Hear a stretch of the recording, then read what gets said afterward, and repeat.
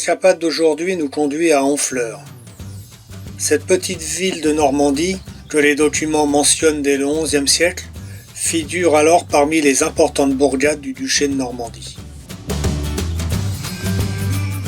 Le bassin à flot fut créé sur les instances d'Abraham Duquesne et par ordre de Colbert en 1681 en remplacement de l'ancien havre d'Échouage qui était beaucoup plus étroit, ce qui nécessita la destruction de la partie ouest des remparts.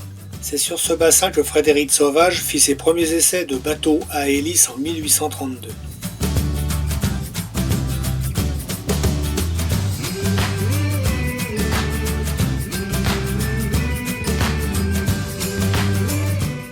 À l'extrémité du vieux bassin se dresse la lieutenance, ainsi appelée parce que ce monument servait, à partir du XVIIe siècle, de logis au lieutenant du roi. Ville fortifiée par Charles V au XIVe siècle, elle joue un rôle défensif important contre les Anglais pendant la guerre de Cent Ans, puis participe activement aux voyages de découverte entrepris au XVIe et XVIIe siècle, dont la célèbre expédition de Samuel de Champlain en 1608 qui aboutit à la fondation de Québec. Datant de la deuxième moitié du XVe siècle, l'église Sainte-Catherine remplace une ancienne église de pierre détruite pendant la guerre de Cent Ans. Elle fut édifiée par les habitants de la ville après le départ des Anglais. Disposant alors de peu de moyens, ils utilisent comme matière première le bois et leur connaissance en construction navale. Classée monument historique en 1879, c'est la plus grande église de France, construite en bois avec un clocher séparé, pour éviter que les paroissiens présents dans l'édifice ne soient la proie des flammes en cas d'incendie. En effet, le clocher attire la foudre en raison de son élévation et de sa position à flanc de colline.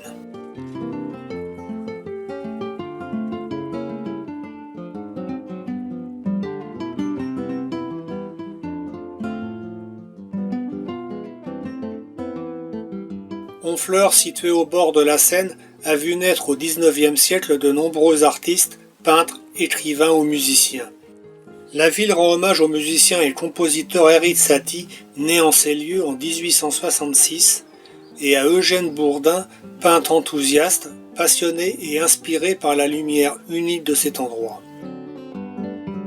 La perte des colonies françaises d'Amérique, la concurrence avec le port du Havre, les guerres de la Révolution française et du Premier Empire, avec notamment le blocus continental, causent la ruine de Honfleur, qui ne se relèvera que partiellement au cours du XIXe siècle, avec la reprise du commerce du bois en provenance du nord de l'Europe.